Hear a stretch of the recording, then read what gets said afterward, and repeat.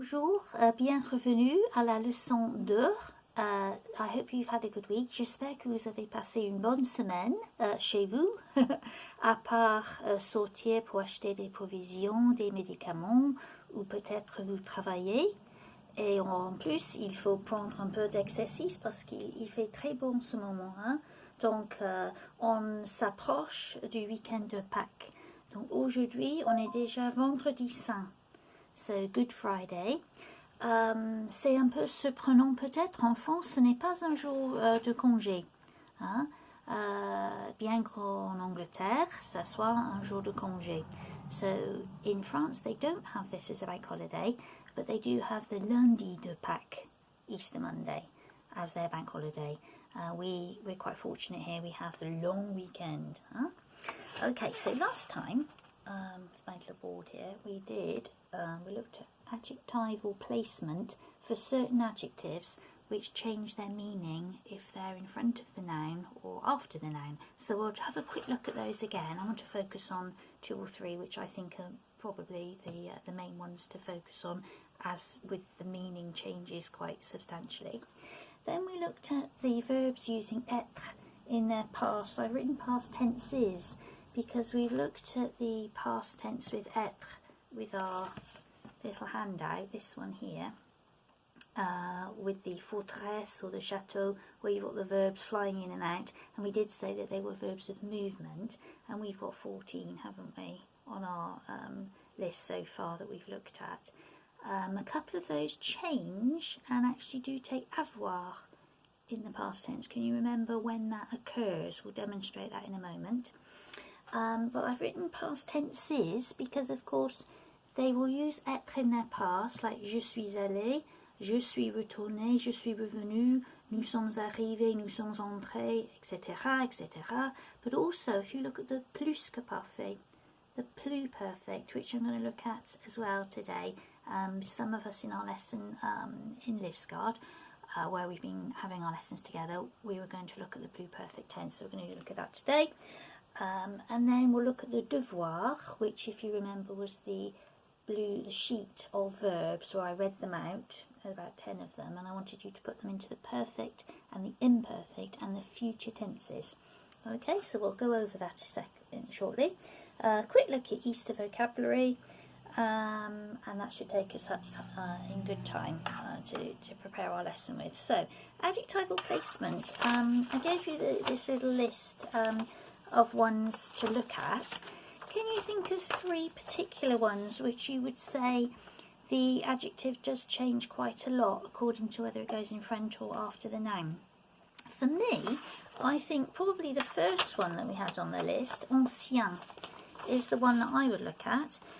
So we said that the meaning of the adjective, as we would expect it to mean, ancien, ancienne, feminine, ancient, is when it goes before or after the noun. Do you remember? Okay, so if we would say ma maison ancienne, it means my old house. So that is, with placement of the adjective after the noun, is when it takes its real meaning, as we'd expect from English, of ancient or old. However, if we put it in front, so we might have as our example, mon ancien professeur, it then means former, my former teacher. So ancien, in front of the noun, means former.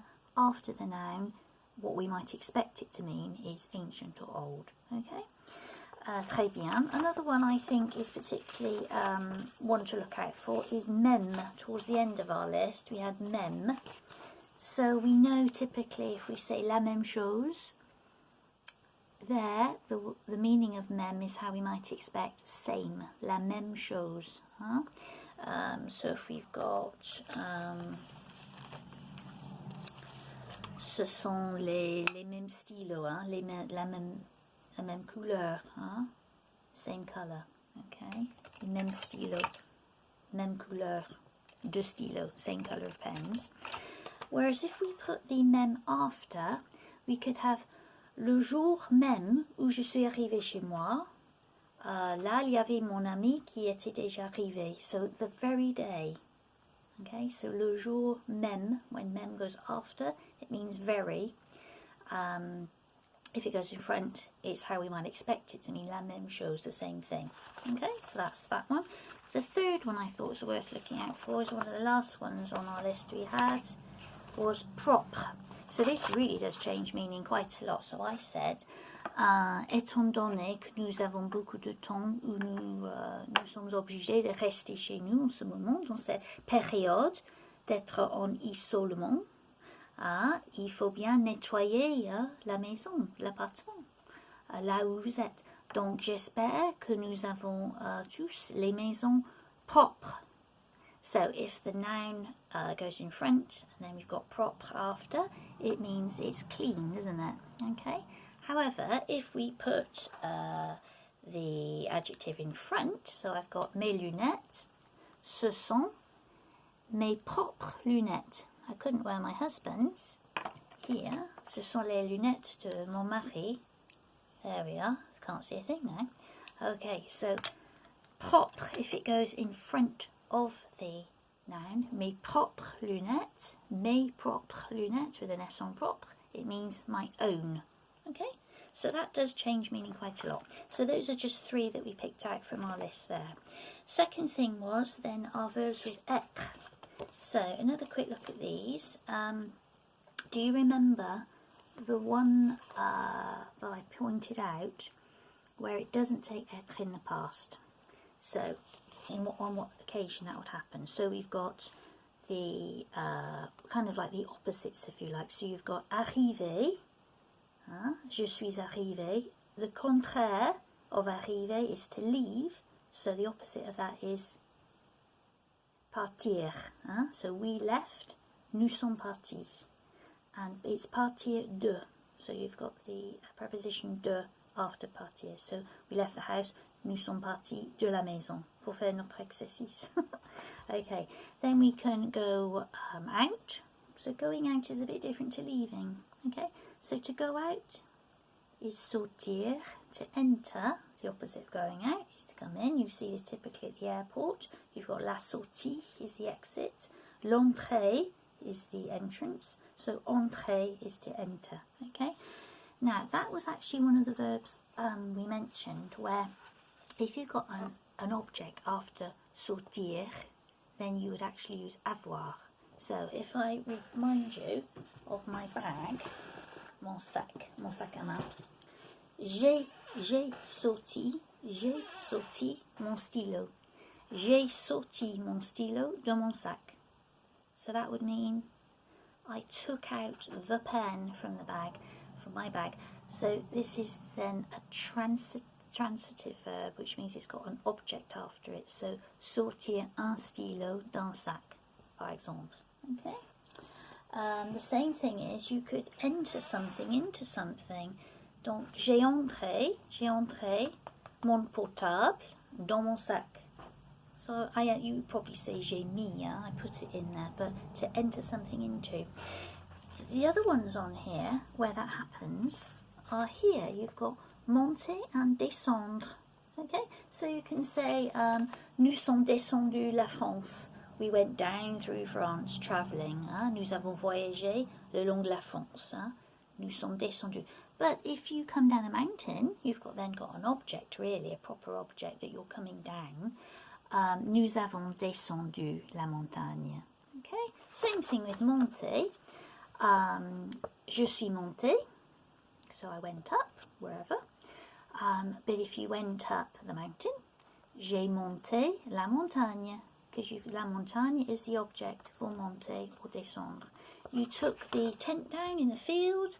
Il a commencé à pleuvoir, donc il fallait descendre la tente. J'ai descendu la tente. You took it down, you took the tent down.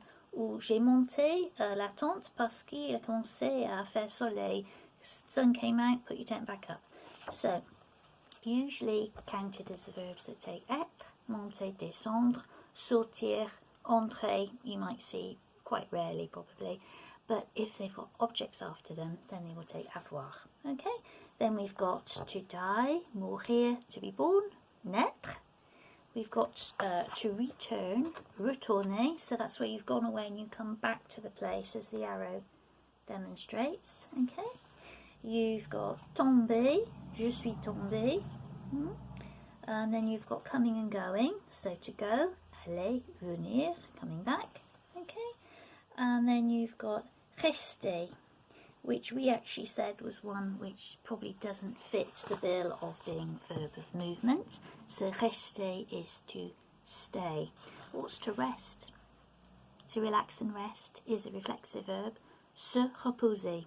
Doing lots of that at the moment, no doubt, aren't we?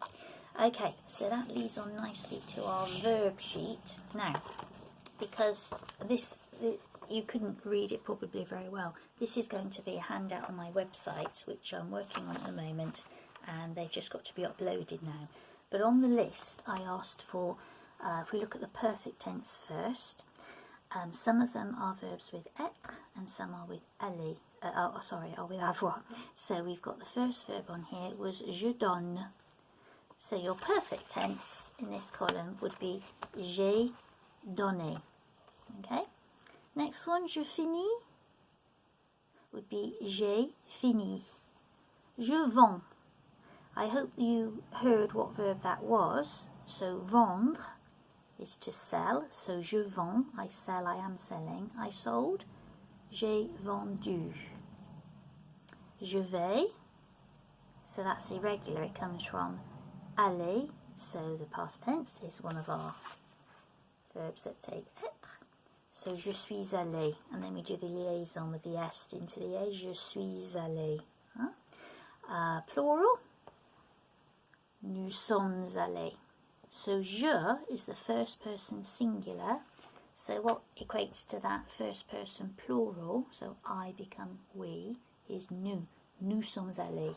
Okay, and then what are you going to do to the ending? If it's men, male, or if it's 1,000 women and 1 man, it becomes as a masculine, so you don't need to add an e, but you would always need to add an s if it's the nous form. What about if it's the vous form? So you've got tu es allé, tu es allé, but vous êtes allé. If the vous refers to one person, and it's the polite form, isn't it? Then you wouldn't need to add an s, but if it's vous talking to a few people, lots of people, you would need to add an s. And the feminine applies, you need to add an e as well if it's all females. But if there's one man amongst the bunch, you don't need to add the extra e. The man will dominate, the male will dominate, and you won't need the feminine agreement. Then we've got faire, j'ai fait. Venir is one of these. Être, so je suis venu. Être. Now, être itself is used to conjugate verbs in the past tense, and we said there were 14, 15 according to any grammar book you might see. The 15th one we mentioned was passé, do you remember? So je suis passé devant le château, but j'ai passé du temps à faire le repassage. I spent some time ironing, which I haven't done, by the way. Okay, so the other ones that take être, very importantly, are reflexive verbs. Okay, so they're not on that list there. But what about être itself? Être in the past takes avoir. So if we've got je suis on our list, the past, I have been, j'ai été. So été looks like our word for summer. We're nearly there, aren't we, summer? So j'ai été, spelled the same, j'ai été. Okay. So there's no agreement there because it's an avoir verb in the past tense, which is unusual in some respects for us. So we have been would be nous avons été. Okay. Je bois, I drink, I am drinking, is j'ai bu. Okay. Je m'habille, so our first reflexive verb, s'habiller, to get dressed. So you want your subject, the je, then you want your personal pronoun, as in je m'appelle, je m'appelle Suzanne. So je, me, then you want your bit of être, because it's a reflexive verb. So je matches the bit of être you want is suis, je me suis, almost there. Then you want your past participle, which is dressed, said, walked, talked, went, that's the past bit of the verb. Je me suis habillé, and then you're liaising the S into the H, the aspirate H, because je me suis habillé, okay? And then for me, I would add an E, okay? plural, we got dressed. Nous sommes habillés. I always think the nous and the vous are a little bit easier because it's nous, vous. Okay, so just to go over those, it's je me suis habillé. Tu t'es habillé. T apostrophe es. Il, elle, or on s'est habillé. So it's est from être, isn't it? Nous sommes habillés. Vous vous êtes habillés. Il or elle se sont habillés. So il and elle have se, the same as the il and elle in the singular. Il, elle, se. Il with an S and elle with an S, se. It's the same pronoun, okay? Right, and then we're on to nous sommes. So we looked at that earlier. We have been, so we know that être takes avoir in its past, so it's nous avons été. And vous avez avoir here, so what does avoir take in its past? So it's vous avez eu. Vous avez eu. Okay, vous avez eu. So those last two down here. Vous avez eu. So it's just a little EU for had. Right, let's just quickly run down through the imperfects. Some of you might find the imperfect quite nice because you've only got one word to worry about, and you've got your imperfect endings, which you probably know by now. So the je is AIS, the tu is AIS, the il and the l and the on are AIT, the nous form is IONS, the vous form is IEZ, and the il and l form plural is AIENT. Okay, and then you're going to put them onto the stem, the little bit of the verb that belongs to nous in the present tense, unless it's an irregular verb, which we'll look at. So, for example, so donner is quite easy because nous donnons in the present. We take off the ER and then we add our imperfect ending. But if you've got an irregular verb like finir, finis, so finis is actually our root, FINISS. Okay, so that's something to look out for. So go to your nous form in the present and then put those endings on, and then you'll be okay. You'll know how to do it then, won't you? Okay. If we look at a verb like etre, however, so the present tense for the nous form, so we think, oh great, okay, let's say nous, and we've got our verb etre, so it's nous sommes.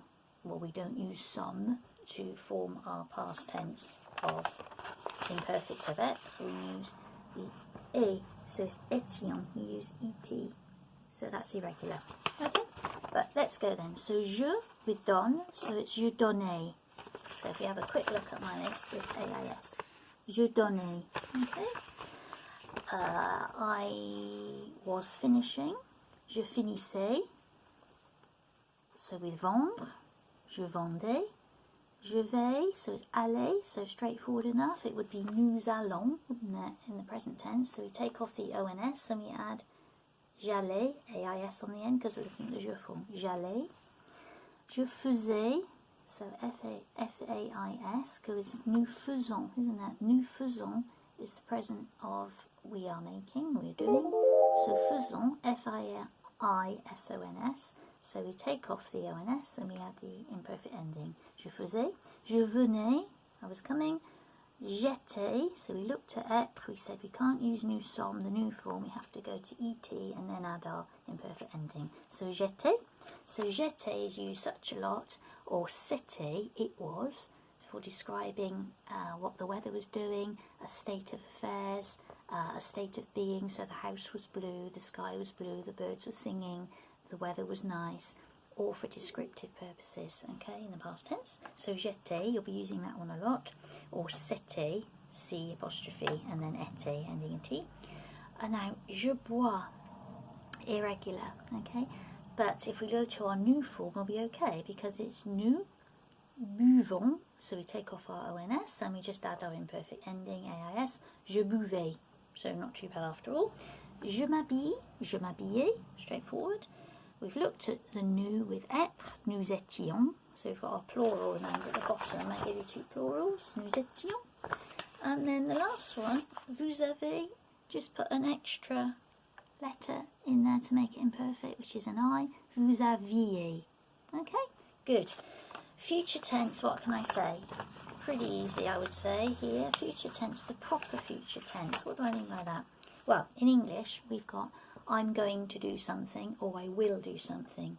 So I'm going to is I am going, je vais, and then your infinitive. So je vais faire, je vais manger, je vais boire, je vais rester, je vais aller, je vais visiter, etc. Okay, so that's quite straightforward. But if I will go, if you want to use I will or I shall, it's the proper future. So you just take your whole verb, your infinitive, and you add your endings from avoir. So j'ai, tu as, il a, elle a, on a, nous avons, vous avez, ils ont, elles ont. Okay, so it's AI for the je form, which we're looking at. If it was the tu form, you use AS on the end. If it's il, elle, or on singular, you just put an A on the end because it's il or elle or on a, isn't it?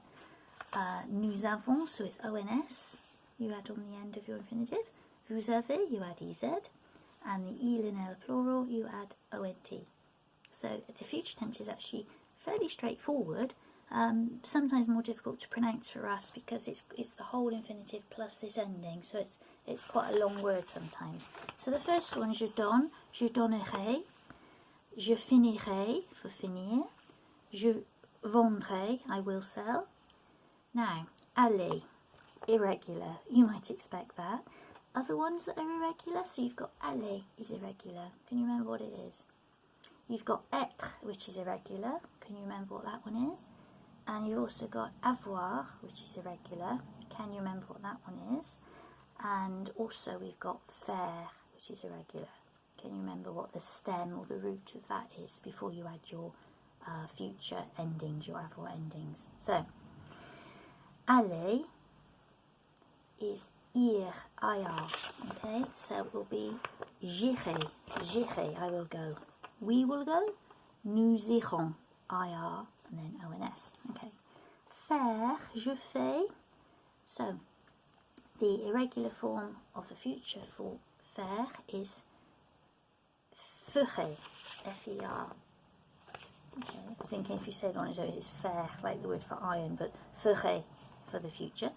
Je ferai, I will do. Nous ferons, okay? Vous ferez, you will do.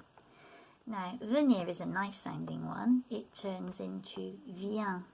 So, je viendrai, V-I-E-N, D-R, then your endings. We will come, nous viendrons. They will come, ils viendront. Okay, sounds the same, but nous is ONS, the il is, plural is ONT, isn't it? Etre.